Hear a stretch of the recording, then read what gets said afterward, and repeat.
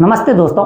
आज की हमारी क्लास में हम जिस बिंदु पर चर्चा करने वाले हैं वो है गुर्जर प्रतिहार वंश की जालोर शाखा।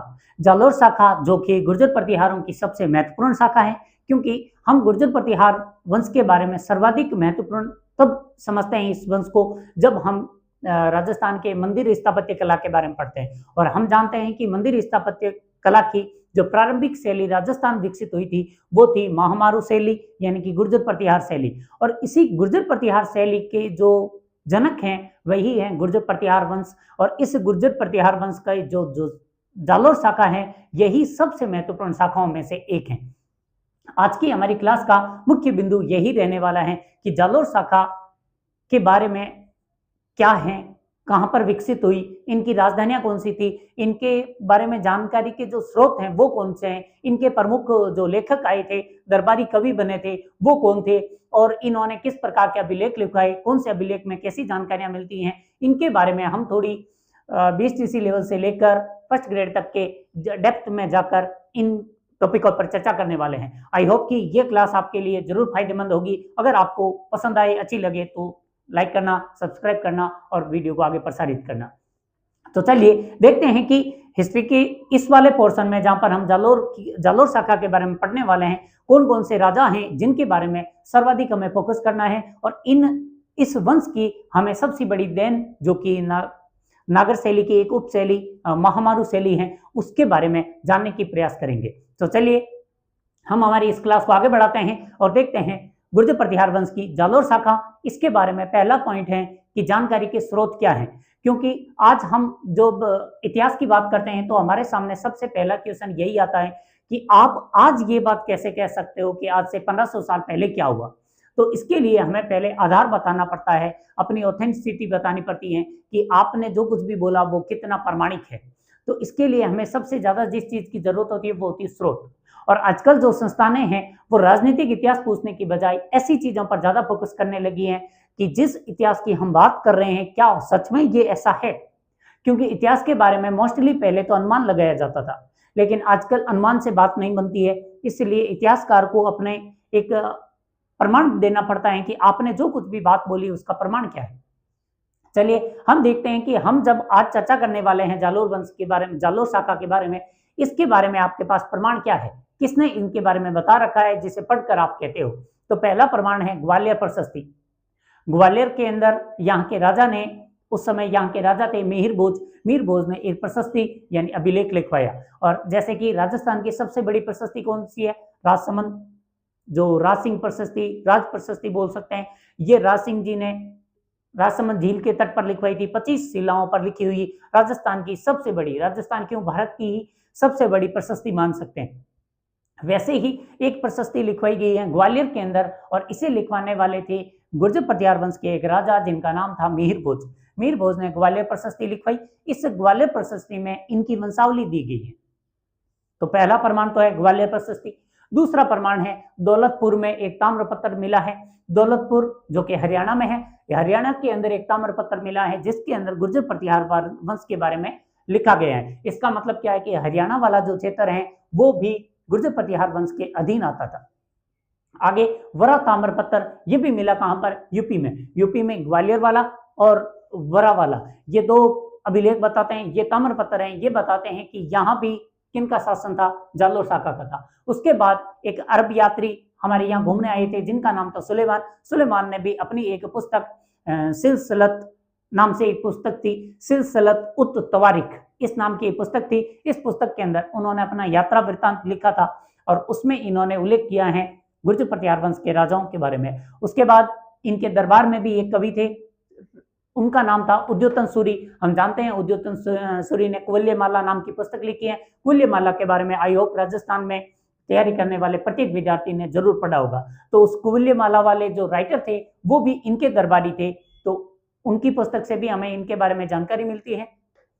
एक है जिनसन सूरी, इन्होंने लिखा था हरिवंश पुराण। हरिवंश पुराण वाले जिनसन सूरी ने भी इनके बारे में उल्लेख किया है, इनके ही दरबारी थे, तो इनसे भी हमें अच्छी खासी जानकारी मिलती है। एक है अल मसूदी। अल मसूदी भी इनके समय में यहाँ आए थे, तो उन्होंने भी इनके बारे में विवरण दिया। और लास्ट है, सबसे प्रमुख है वो है राजशेखर। राजशेखर महत्वपूर्ण दरबारी थे और इन्होंने तो कई पुस्तकें लिखी हैं, और जैसे कि कपूर मंजरी, बाल रामायण, बाल भारत, हर विलास, इस तरीके की इन्होंने कई पुस्तकें लिखी हैं और इन पुस्तकों में भी इस वंश के बारे में अच्छी खासी जानकारी मिलती है। तो पहला क्वेश्चन, आजकल क्वेश्चन पूछने का पैटर्न चेंज हो रहा है। बीएसटीसी में हो सकता है केवल ये पूछे कि राजशेखर कौन थे, लेकिन अगर आप दूसरे, सेकंड ग्रेड, फर्स्ट ग्रेड इस टाइप की वैकेंसी की तैयारी कर रहे हैं तो फिर ध्यान रखिए, यहाँ से आपको काफी डेप्थ में क्वेश्चन पूछे जाएंगे। जो स्रोत वाला पोर्शन है आजकल सर्वाधिक महत्वपूर्ण पोर्शन में से एक होता है कि आप जो कुछ भी बात कर रहे हैं वो किस आधार पर कर रहे हैं, आपका आधार क्या है, ये आधार है। और गुर्जर प्रतिहार वंश में कई लोगों के नाम आए हैं तो आपको इनके बारे में ध्यान में रखना होगा। वैसे हम एक एक राजा की जब चर्चा करेंगे तो इनमें से किसने कौन सा काम किया था, कौन किसका दरबारी था, ये जरूर बात करेंगे, लेकिन फिलहाल आप ध्यान में रखना कि स्रोत कितने हैं।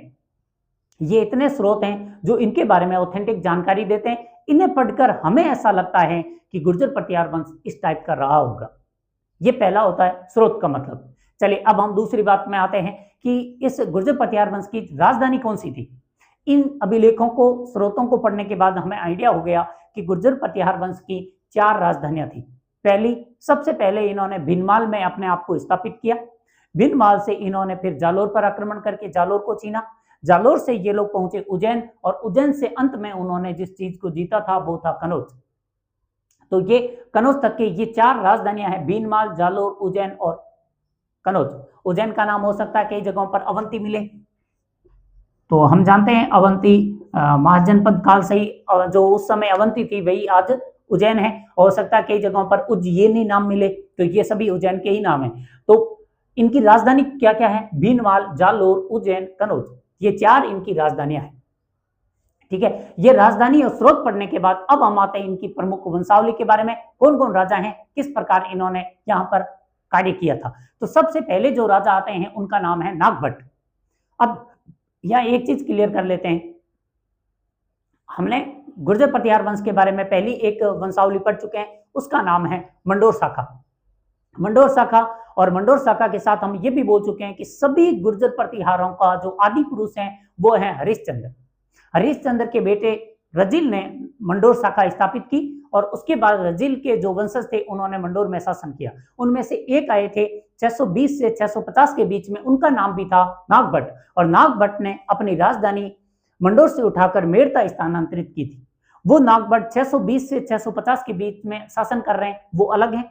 यहाँ हम जिस नागभट्ट की बात कर रहे हैं ये अलग है, क्योंकि इनकी अवधि कौन सी है, 730 से 760 तक की, यानी ये तकरीबन उनके 100 साल बाद आने वाले हैं। तो ये नागभट्ट अलग हैं, वो नागभट्ट अलग हैं। कई जगहों पर कंफ्यूज हो सकते हो, तो इसमें ध्यान में रखना, वो 620 से 650 तक रुके थे, ये 730 से 760 तक रुके थे, तो ये अलग हैं। और जो इनके स्रोत हैं ग्वालियर प्रशस्ति, ग्वालियर प्रशस्ति में जो वंशावली दी गई है वो वंशावली यहाँ से शुरू होती है, नागभट्ट से। तो नागभट्ट से लेकर आगे वाली वंशावलियों के बारे में हमें पता है, लेकिन नागभट्ट एक्चुअल में किसके बेटे थे इसके बारे में कोई जानकारी नहीं है। लेकिन इतना पता है कि ये नागभट्ट अलग हैं, वो वाले नागभट्ट अलग थे। तो ऐसा नहीं हो कि आपको कंफ्यूज करने के लिए स्टेटमेंट मिल सकता है कि जालोर शाखा के संस्थापक नागभट्ट रजिल के पोते हैं या फिर नरभट्ट के बेटे हैं, तो ये बात गलत है, क्योंकि वो जो नरभट्ट के बेटे या रजिल के जो पोते हैं वो 720 के आए थे, लेकिन ये 620 में आए थे और ये 730 में आते हैं। तो पहला कंफ्यूजन दूर रखना, नागभट्ट ये अलग हैं और ये जो नागभट्ट हैं वो जालोर शाखा के प्रथम पुरुष हैं या आदि पुरुष हैं या मूल पुरुष हैं। मंडोर शाखा के रजिल हैं, जबकि जालोर शाखा के जो आदि पुरुष हैं वो हैं नागभट्ट प्रथम। इनको प्रथम इसलिए बोल रहे हैं क्योंकि आगे सेकंड और आने वाले हैं। तो ये नागभट्ट 730 से लेकर 760 तक राजा रहे। इन्होंने जालोर में, पहले इनकी राजधानी थी भीनमाल, ये भीनमाल के राजा बने और भीनमाल में जब राजा थे उस समय जालोर में एक दूसरा वंश शासन करता था जिसका नाम था चावड़ा वंश। जालोर में उस समय जो वंश था उसका नाम था चावड़ा वंश, और इस चावड़ा वंश में आपको एक नाम ध्यान रखना है, कवि माघ का, क्योंकि उन्होंने लिखा था शिशुपाल वध।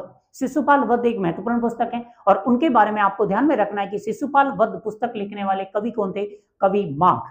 और कवि माघ जिस शासन वंश के दरबारी थे उस वंश का नाम भी था चावड़ा वंश, क्योंकि वो भी भीनमाल और जालोर वाले क्षेत्र के थे। यहाँ पर शासन करने वाले प्रारंभिक जो राजा थे उनका नाम था, मतलब राजा क्या, जो वंश शासन कर रहा था उनका नाम वंश था चावड़ा वंश। इनके चावड़ा वंश के 2 दरबारी बहुत ज्यादा महत्वपूर्ण है। एक का नाम है ब्रह्मगुप्त, जिन्होंने ब्रह्म स्फुट सिद्धांत दिया। और ब्रह्मगुप्त के बारे में हम जनरली साइंस में या फिर मैथ में जो मूलभूत गणितज्ञ हैं उनमें नाम पढ़ते हैं। एक है ब्रह्मगुप्त जो कि चावड़ा वंश के थे, और दूसरे थे कवि माघ जिन्होंने लिखी है शिशुपाल वध। शिशुपाल वध भी चावड़ा वंश के दरबारियों ने ही लिखी थी। तो ये चावड़ा वंश के बारे में दो चीजें ध्यान में रखना, भीनमाल या जालोर इनकी राजधानी है, और यहाँ शासन करने वाले वंश का नाम है चावड़ा वंश, और दरबारी कवि माघ जिन्होंने शिशुपाल वध लिखी, और ब्रह्मगुप्त जिन्होंने ब्रह्म स्फुट सिद्धांत दिया, ये गणितज्ञ हैं और वो लेखक है। तो ये चावड़ा वंश था, और इस चावड़ा वंश को हटाकर यहाँ पर गुर्जर प्रतिहार वंश की नींव डाली थी, उनका नाम था नागभट्ट। तो नागभट्ट ने जालोर में अपने वंश की स्थापना की, और यही इस वंश के आदि पुरुष हैं। 730 से लेकर 760 तक इन्होंने शासन किया। जब इनका दरबार लगने लग गया, इस दरबार को पहले इनको कुछ उपाधियां दी गई है, इन उपाधियों को देख लो। सबसे पहली उपाधि दी गई है नारायण का अवतार, दूसरा मलेच्छों का नाशक, तीसरा इंद्र के दंभ को नाश करने वाला। इस तरीके की इनको उपाधियां दी गई हैं। और दूसरा मलेच्छों का नाशक, ये भी उपाधि दी गई है। ये सभी उपाधियां इनको कहां पर दी गई हैं, किसने दी हैं, तो उनके बारे में ध्यान में रखना। ये उपाधियां ग्वालियर प्रशस्ति जो कि मिहिर भोज के काल में लिखी जाएगी उसमें दी गई है। इनको जो उपाधियां दी गई है, नारायण का रूप या नारायण का अवतार, मलेच्छों का नाशक, इंद्र का दंभ नाशक, ये सारी उपाधियां दी गई हैं नागभट्ट को। और नागभट्ट कौन है? जालोर के प्रथम राजा हैं, क्योंकि इन्होंने जालोर शाखा की नींव रखी और 730 से लेकर 60 तक शासन किया। किनको हराकर? चावड़ा वंश के राजाओं को हराकर। और इनके जो उपाधियां हैं, नारायण का अवतार किसे कहा गया है, और मलेच्छ नाशक किसको कहा गया है, इंद्र का दंभ को नाश करने वाला किसको कहा गया है, नागभट्ट प्रथम को कहा गया है। और ये सब कहां पर कहा गया है? ग्वालियर प्रशस्ति में। इतना हमें नागभट्ट के बारे में ध्यान में रखना है, क्योंकि हम राजस्थान के पॉइंट ऑफ व्यू से पढ़ाई कर रहे हैं, तो हमें ये सारी बातें इनके बारे में इतनी ध्यान में रखनी है। उसके बाद 760 में जब ये मर गए, तो इनके बाद कौन आया? इनके बाद नागभट्ट का कोई भी बेटा नहीं था, लेकिन इनके भाई के बेटे हैं, उनका नाम है ककुस्त। ककुस्त 760 से लेकर 770 तक राजा रही, कोई खास इन्होंने काम किया नहीं। उसके बाद आए देवराज, जो ककुस्त के बेटे हैं, और ककुस्त के भाई हैं, यानी कि नागभट्ट के भतीजे हैं, उनका नाम है देवराज। देवराज ने 770 से लेकर 778 तक शासन किया। देवराज के जो बेटे हैं उनका नाम है वत्सराज। तो आप पहली चीज तो ध्यान में रखना कि हम जब ये वंशावलियां पढ़ते हैं तो प्रमुख राजाओं को पढ़ते हैं। प्रमुख राजाओं को पढ़ने के चक्कर में कई बार मिस्टेक हो जाती है कि हमने नागभट्ट को पढ़ने के बाद सीधा पढ़ा वत्सराज, और अगर एग्जाम में लिखा हुआ मिला वत्सराज जो कि नागभट्ट प्रथम के बेटे हैं, उन्होंने त्रिपक्षीय संघर्ष शुरू किया, तो हम कंफ्यूज हो सकते हैं। इसलिए ध्यान में रखना, जो वत्सराज हैं वो किसके बेटे हैं? देवराज के बेटे हैं, न कि नागभट्ट के। नागभट्ट का कोई बेटा नहीं था। उसके बाद वत्सराज राजा बने। ये बने 778 से 778 में, और लगभग 795 तक ये राजा रहे। सबसे प्रमुख राजाओं में से एक हैं। इनको जो उपाधियां दी गई है वो है रणहस्तीन जयवरा। जयवरा मतलब ये विष्णु के उपासक हैं, इसलिए वरा विष्णु का अवतार था। तो ये अपने उपाधियों में भगवान विष्णु को साथ में इंक्लूड कर रहे हैं। इन्होंने जो उपाधि ली है वो है जयवरा। एक आगे राजा आएंगे वो रहेंगे आदिवरा, एक उनके बाद राजा आएंगे वो आएंगे श्रीमद आदिवरा। तो ये वरा उपाधियां थोड़ी ध्यान में रखना। जो जयवरा उपाधि है ये किसने ली थी? ये ली थी वत्सराज में। और इनकी एक उपाधि है रणहस्तीन, और रणहस्तीन का मतलब होता है युद्ध के क्षेत्र में हाथी के समान, यानी बहुत ज्यादा पराक्रमी है, अच्छे खासे युद्ध लड़े होंगे, तब जाकर ऐसी उपाधियां इन्होंने धारण की। पहली चीज। उसके बाद इन्होंने सबसे बड़ा काम कौन सा किया? इन्होंने कनौज का त्रिपक्षीय संघर्ष शुरू किया। तो समराइज रूप में मैं आपको कनौज का त्रिपक्षीय संघर्ष समझा देता हूं। कनौज क्या है? कनौज पहले भारत के एक जो जिनको अंतिम हिंदू सम्राट माना जाता है संपूर्ण भारत का, उनका नाम था हर्षवर्धन। पुष्यभूति वंश के थे। पुष्यभूति वंश के जो हर्षवर्धन है लगभग 605 से लेकर 647 तक वो राजा रहे थे। उन्होंने वो जब राजा थे उस समय कनौज, अभी मैंने बोला संपूर्ण भारत का जो राजा थे हर्षवर्धन, उनकी राजधानी थी कनौज। तो कनौज संपूर्ण राजा की जो राजधानी क्षेत्र अगर कनौज है तो डेफिनेटली कनौज व्यापारिक दृष्टि से सभी दृष्टियों से कनौज एक महत्वपूर्ण क्षेत्र बन गया था। और ऐसी मान्यता चलने लगी थी कि जिस व्यक्ति का कनौज पर शासन है वो संपूर्ण भारत पर शासन करेगा। और अभी मैंने बोला कि जो हर्षवर्धन है, सम्राट हर्षवर्धन, वो भी कनौज के शासक थे, इसलिए उनको संपूर्ण भारत का राजा माना जाता था। चक्रवर्ती सम्राट माना जाता था। तो जब हर्षवर्धन की 647-48 में मृत्यु हुई तो उसकी जगह पर जो नया वंश उत्पन्न हुआ था उसका नाम था अयुध वंश। अयुध यानी कि इनके राजा अपने नाम के अंत में आयुध जोड़ देते थे, जैसे इंद्रायुध, चक्रायुध, हलायुध, इस तरीके से अयुध नाम जोड़ देते थे। तो यहाँ पर एक अयुध वंश आया, अयुध वंश के राजा ने शासन करना शुरू किया। उस समय जब अयुध वंश का कोई राजा बैठा हुआ था उसका नाम था इंद्रायुध। इंद्रायुध कनौज पर शासन कर रहे थे और दूसरी तरफ राजस्थान में मंडोर वाली शाखा आ गई थी और गुजरात वाले ये जालोर के आसपास वाले क्षेत्र के अंदर ये वाली शाखा उत्पन्न हो चुकी थी, वत्सराज वाली। तो वत्सराज ने फिर कनौज को इंपॉर्टेंस देखते हुए इनको भी लगने लग गया कि अगर भारत पर शासन करना है तो कनौज को जीतो। वत्सराज ने कनौज पर आक्रमण किया, इंद्रायुध को वहां से भगा दिया।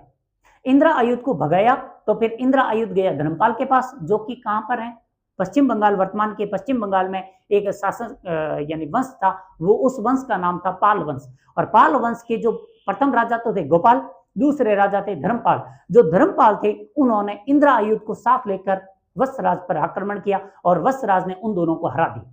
जब हरा दिया तो यहां से कनौज का त्रिपक्षीय संघर्ष शुरू हुआ। त्रिपक्षीय का क्या मतलब हुआ कि ये मान लेते हैं कनौज है, इस कनौज के एक तरफ है गुर्जर प्रतिहार और दूसरी तरफ है पाल वंश, जो कि पश्चिम बंगाल के अंदर है। नीचे एक और राजा आएगा, वंश आएगा जिसका नाम है राष्ट्रकूट वंश, और राष्ट्रकूट वंश के भी राजा इसके अंदर शामिल हो जाएंगे। तो कनौज में ये तीन पार्टियां लड़ रही हैं, इसलिए इसका नाम हो गया त्रिपक्षीय संघर्ष, यानी कि तीन पार्टियां अब इस पर शासन करने के लिए लड़ने वाली हैं। वत्सराज ने इसकी शुरुआत कर दी, पहले इंद्रायुध को भगाया, इंद्रायुध धर्मपाल के पास गया, धर्मपाल और इंद्रायुध दोनों आए, दोनों को ही वत्सराज ने हरा दिया। तभी तो इनकी उपाधियां ऐसी है, रणहस्तीन, यानी कि युद्ध क्षेत्र के अंदर हाथी के समान। जब हाथी अगर किसी युद्ध भूमि में जाता और अगर हाथी थोड़ा पागल हो जाता था तो फिर वो पूरे युद्ध को ही बिखेर देता था, क्योंकि फिर ना तो उस हाथी को अपने राजा का पता चलता, ना ही दुश्मन राजा का। वो तो फिर सेना को बिखेरनी शुरू कर देता, हो सकता छोटे बड़े घोड़े आते तो वो घोड़ों को उछाल देता।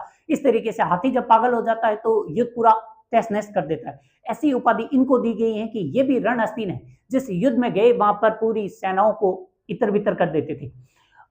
इन्होंने धर्मपाल को हराया, धर्मपाल और इंद्रायुध दोनों दुखी थे, तो दुखी होकर वो नीचे चले गए दक्षिण में। दक्षिण में उस समय राजा थे, उनका नाम था ध्रुव, जो कि राष्ट्रकूट थे। तो वो दोनों चले गए थे, ये पाल और दोनों गए राष्ट्रकूट राजा ध्रुव के पास, और ध्रुव की सेना और इन सभी ने मिलकर फिर कनौज पर आक्रमण किया और वत्सराज को हरा दिया। और ये कनौज दे दिया फिर किसको, इंद्रायुध को। जैसे ही इंद्रायुध को देखकर ध्रुव नीचे आया तो फिर वापस इन्होंने जाकर आक्रमण कर दिया। ये भारत का सबसे लंबा चलने वाला युद्ध था, जिसके अंदर एक संघर्ष नाम दे दिया, यानी कि यहाँ पर अंतिम निर्णायक फैसला होने में काफी समय लग गया था, इसलिए इसको नाम दिया संघर्ष। और ये संघर्ष चलता रहा, एक आता हराता दूसरा वाला, इस तरीके से घूमते फिरते इस तरीके से आक्रमण होते रहे, काफी लंबे समय तक ये युद्ध चलता रहा। तो जो वत्सराज हैं इन्होंने इस संघर्ष को शुरू किया और ये फिर गुर्जर प्रतिहार का जो भी राजा आता वो जाकर लड़ता। जैसे ही कनौज पर वो आयुध वंश का कोई राजा बैठता, वो उसको हराता, वो कमजोर थे, वो भागकर जाते धर्मपाल के पास, धर्मपाल भागकर जाता ध्रुव के राष्ट्रकूटों के पास। इस तरीके से एक अजीब सी खिचड़ी बन गई और युद्ध होते रहते थे, और ये लोग भी बड़ी बड़ी उपाधियां धारण करते रहते थे, क्योंकि एक बार ये जीतते, दूसरी बार वो जीत जाता, तीसरी बार ये वापस जीत जाते। अजीब सा खेल बना रखा था। तो ये थे कनौज पर त्रिपक्षीय संघर्ष इन्होंने शुरू किया। अब हमारे लिए क्वेश्चन आता है कि कनौज का त्रिपक्षीय संघर्ष शुरू किसने किया, तो जवाब होगा वत्सराज। वत्सराज ने शुरुआत की थी। कनौज को अंतिम रूप से राजधानी कोई और बनाएगा, तो ये ध्यान में रखना है कि वत्सराज ने क्या कनौज जीता था, जीता तो था, लेकिन राजधानी नहीं बना पाया, फिर वापस ध्रुव से हार भी गया था। तो ये इनका संघर्ष चलता रहा और ये कहानी इस तरीके से बढ़ी। अब इनके दरबार के अंदर दो व्यक्ति थे जिनका नाम था, एक का नाम है उद्योतन सूरी, दूसरे का नाम है जिनसन सूरी। हम जानते हैं राजस्थान साहित्य की जो शुरुआत होती है वो जैन साहित्य से होती है, और जैन साहित्य ही जो साहित्यकार हैं उन्होंने साहित्य लिखना शुरू किया था। उनमें प्रारंभिक जो साहित्यकार थे उनमें एक का नाम आता है उद्योतन सूरी, दूसरे का नाम आता है जिनसन सूरी, और ये दोनों जैन हैं। इन्होंने जैन साहित्य लिखा। उद्योतन सूरी ने जो पुस्तक लिखी उसका नाम है कुवल्यमाला। कुवल्यमाला में हम जानते हैं 18 भाषाओं का उल्लेख किया गया है, उसमें मरु भाषा का भी उल्लेख है। और ये कुवल्यमाला लिखी कब गई थी, 778 में। ये हमारे राजा कब बन रहे, वत्सराज, 778 में। जब ये राजा बने थे उसी समय उद्योतन सूरी ने पुस्तक लिख रहे थे, और उन्होंने जो पुस्तक लिखी थी उसका नाम था कुवल्यमाला। और कुवल्यमाला में उद्योतन सूरी ने वत्सराज को जालोर का राजा कहा है, यानी कि जालोर में उस समय राज किसका था? वत्सराज का था। और ये उल्लेख किसने किया? उद्योतन सूरी ने किया 778 में अपनी पुस्तक कुवल्यमाला। उसके बाद एक और दरबारी थे, इन्होंने अपनी पुस्तक लिखी 783 ईस्वी में। 783 ईस्वी में जिनसेन सूरी ने एक और पुस्तक लिखी जिसका नाम था हरिवंश पुराण। ये भी पहली चीज तो ये ध्यान में रखना, हरिवंश पुराण है वो पुराण से नाम लगता है कि ये हिंदू जो वैदिक ग्रंथ है उनसे रिलेटेड होगा, जी नहीं, ये जैन साहित्य है। लिखने वाले हैं जिनसेन सूरी, लिखी कब थी? 783 ईस्वी में। और इन्होंने वत्सराज को अवंती भूप का है, अवंती मतलब उज्जैन, उज्जैन का भूप मतलब राजा, यानी कि इनको वत्सराज को उज्जैन का राजा कहा है। तो उज्जैन का राजा कहने का मतलब हुआ कि वत्सराज का क्षेत्रफल कहां तक फैला हुआ है? उज्जैन तक फैला हुआ है। उज्जैन भी इस समय तक इनके क्षेत्र में आ गया था, वत्सराज के अधीन आ गया था। तो यहाँ इन पुस्तकों में जो शब्द यूज हुए इनके आधार पर हम कह सकते हैं कि वत्सराज बहुत प्रमुख महत्वपूर्ण राजा थे। इन्होंने न केवल कनौज के साथ क्षेत्र संघर्ष शुरू किया, बल्कि इन्होंने तो अवंती को भी अपने अधीन कर लिया था। अवंती जो एमपी के अंदर है, उज्जैन एमपी के अंदर है, और ये बैठा कहां पर है? जालोर राजस्थान के अंदर। तो बीच वाले कितने क्षेत्रों को ये ऑलरेडी जीत चुका है। तो इस तरीके, और कनौज वाला जो हरियाणा और यूपी के पास वाला क्षेत्र है, यहाँ पर कनौज है। तो इस क्षेत्र से लेकर एमपी और राजस्थान, ये संपूर्ण क्षेत्र, और हरियाणा वाला ये संपूर्ण क्षेत्र वत्सराज के अधीन आ रहा है। और इसके बारे में हमें उल्लेख उद्योतन सूरी और जिनसेन सूरी की पुस्तकों से मिलता है। उद्योतन सूरी तो इन्हें जालोर का राजा कहता है, जिनसेन सूरी इन्हें अवंती भूप कहता है, यानी कि अवंती भी इनके अधीन आ चुकी थी। ये वत्सराज के बारे में कुछ फैक्ट है। उसके बाद आते हैं वत्सराज के बाद में 795 में उनके बेटे राजा बने जिनका नाम था नागभट्ट, और इन नागभट्ट को हम नाम देंगे नागभट्ट सेकंड। नागभट्ट द्वितीय राजा बने। नागभट्ट द्वितीय 795 से लेकर 833 तक राजा रहे। हमने जब ये मंडोर वाली शाखा पढ़ी थी, मंडोर शाखा के अंदर हमने एक राजा का नाम पढ़ा था जिनका नाम था कक। और कक का महत्वपूर्ण योगदान क्या था कि इन्होंने मुंगेर के युद्ध के अंदर जो जालोर शाखा के राजा थे नागभट्ट सेकंड का समर्थन किया था। तो ये वही है नागभट्ट सेकंड, जिन्होंने, अब वत्सराज ने जो युद्ध लड़ा ऐसे चलता ही गया, युद्ध का अंत नजदीक था नहीं। नागभट्ट ने भी कई बार हमले किए, और वहां पर इंदिरा युद्ध मर चुका था। इंदिरा युद्ध के मरने के बाद में वहां पर जो नया आयुध वंश का कनौज का जो राजा बना था उसका नाम था चक्रायुद्ध, और वहां पर धर्मपाल की जगह पर आ गए थे देवपाल, और राष्ट्रकूटों में ध्रुव की जगह पर आ गया था गोविंद III। ये राजा सभी चेंज हो गए थे, और हमारे यहाँ गुर्जर प्रतिहार वंश के राजा भी चेंज हो गए। वत्सराज की जगह पर उनका बेटा नागभट्ट सेकंड आ गया। अब नागभट्ट सेकंड जब राजा बना, इसने भी संघर्ष जारी रखा, और ये संघर्ष चलते चलते अंत में जाकर नागभट्ट सेकंड ने न केवल चक्रायुद्ध को हराया, जब चक्रायुद्ध को हरा दिया और देवपाल को भी हरा दिया, और राष्ट्रकूट जो थे वो आते, हमला करते, वापस चले जाते। इससे परेशान होकर नागभट्ट ने अपनी राजधानी ही वहां पर स्थापित कर दी कनौज के अंदर, यानी कि कनौज को अंतिम रूप से जीता किसने? नागभट्ट ने। और नागभट्ट ने अपनी राजधानी बना दी, यानी कि अब वो संपूर्ण सेना वगैरह लेकर कनौज में ही पहुंच गया। अब जो भी होगा वहीं से ही फैसला किया जाएगा। इसलिए अब हमें ध्यान में रखना है, कनौज का जो त्रिपक्षीय संघर्ष है शुरू किसने किया? वत्सराज ने। और कनौज को अपनी राजधानी किसने बनाया? नागभट्ट ने। और ये युद्ध इस तरीके से चलते गए, ये युद्ध अंत नहीं हुआ। कनौज राजधानी तो बन गया, और अब यहां से लेकर अंत तक राजधानी इन्हीं की कनौज ही रहेगा, लेकिन फिर भी ये संघर्ष अब भी जारी है। नागभट्ट के बारे में पहली चीज, 95 से लेकर 833 तक कई सालों तक इन्होंने लगभग 38 साल शासन किया। इस शासन के दौरान भी इन्होंने इन पाल वंश के साथ, आयुध वंश के साथ, राष्ट्रकूटों के साथ संघर्ष जारी रखा था और चलता रखा। और उसके बाद इन्होंने अपनी जो उपाधि ली थी उसका नाम था परम भट्टारक महाराजा धीराज परमेश्वर। ये इतनी बड़ी इनकी उपाधि है, परम भट्टारक महाराजा धीराज परमेश्वर। इस उपाधि का उल्लेख कहां पर हुआ? इस उपाधि का उल्लेख हुआ बुच्च कला अभिलेख जोधपुर। हम अभिलेखों के बारे में एक क्लास ऑलरेडी ले चुके हैं, तो वहां पर एक अभिलेख पढ़ा था जिसका नाम था बुच्च कला अभिलेख। ये कहां पर था? जोधपुर में था। इस बुच्च कला अभिलेख के अंदर नागभट्ट सेकंड को परम भट्टारक महाराज धीराज परमेश्वर कहा गया है। और हमने पहले भी पढ़ा था, जो हमारे यहाँ के राजा थे, मंडोर शाखा वाले जो राजा थे, वो जालोर शाखा वाले राजाओं को अपने घनिष्ठ मानते थे, इनके साथ मित्रवत व्यवहार करते थे और इनको मदद भी करते थे। और उन लोगों ने जब अभिलेख लिखवाया था उसका नाम था बुज कला अभिलेख, और इस बुज कला अभिलेख के अंदर नागभट्ट सेकंड को परम भट्टारक महाराजा धीराज परमेश्वर की उपाधि दी गई है। उसके बाद इन्होंने कनौज जीत तो लिया, लेकिन ना तो वो गोविंद थर्ड मान रहा था, ना देवपाल रुक रहे थे, चक्रा युद्ध तो जाता रहा, लेकिन अब भी संघर्ष जारी था। अंत में संघर्ष से परेशान होकर इन्होंने गंगा नदी में जाकर जल समाधि ली।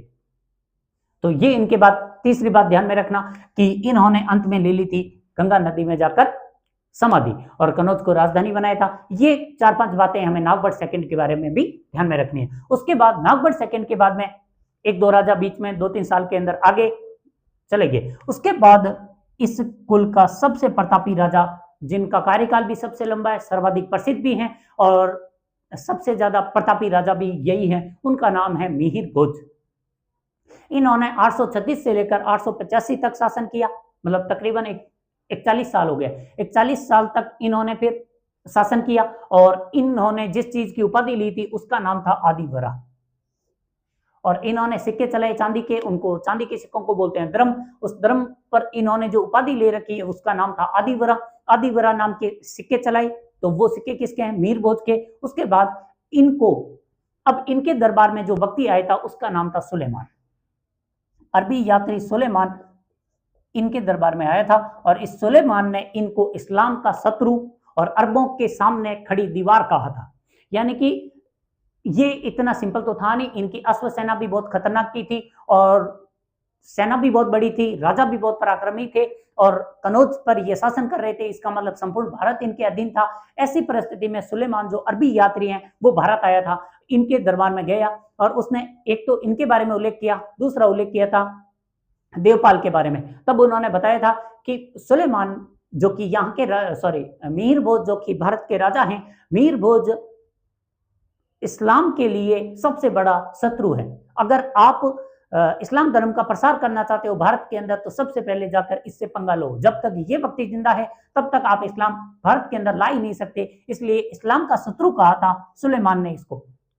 और अरबों के लिए दीवार कहने का मतलब है कि पश्चिम की ये जो भारत की सीमा है, पश्चिमी सीमा, इस सीमा को अगर अरबी लोगों को भारत में जाना है तो फिर इस सीमा को पार करना पड़ेगा। इस सीमा का जो प्रहरी है वो कौन है? मिहिर भोज है। यानी कि, और ये अरबों के सामने एक दीवार खड़ी है। जब तक आप मिहिर भोज को पार नहीं कर लेते तब तक आप भारत में प्रवेश नहीं कर सकते। और मिहिर भोज इस्लाम का सबसे बड़ा शत्रु है। यानी कि आप लोगों को अगर वहां पर इसने देखा तो वो आपको जाने नहीं देगा। यानी कि बहुत ज्यादा पराक्रम की प्रशंसा की थी सुलेमान ने इनके बारे में, और इन्होंने ही ये ग्वालियर प्रशस्ति लिखवाई थी। तो मिहिर भोज के बारे में पहली चीज, सुलेमान किन के दरबार में आया था? मिहिर भोज के। दूसरी चीज, शासन कब से कब तक था? 836 से लेकर 85 तक। इन्होंने जो प्रशस्ति लिखवाई थी वो कौन सी थी? ग्वालियर प्रशस्ति। और फिर इन्होंने कौन से सिक्के चलाए थे? आदिवरा नाम के सिक्के चलाए थे। और सुलेमान ने इनको किस चीज की उपाधि दी थी? इस्लाम का शत्रु और अरबों के सामने दीवार। ये सारी बातें हमें मिहिर भोज के बारे में भी ध्यान में रखनी है। उसके बाद मिहिर भोज का बेटा आया था, उसका नाम था महेंद्रपाल। महेंद्रपाल 885 से लेकर 910 तक राजा रहे। इनकी जो सबसे बड़ी उपलब्धि है, उस उपलब्धि में आएगा इनके दरबारी थे राजशेखर। राजशेखर जो प्रमुख लेखकों में से, प्राचीन भारत के जो लेखक हैं उनमें राजशेखर का नाम आता है। राजशेखर महेंद्रपाल के दरबारी हैं, और राजशेखर ने कई पुस्तकें लिखी। एक ये सुलेमान वाली पुस्तक बता देता हूँ, सिलसिलत उल तवारीख, ये सुलेमान की यात्रा वृत्तांत था, और इसमें उन्होंने उल्लेख किया।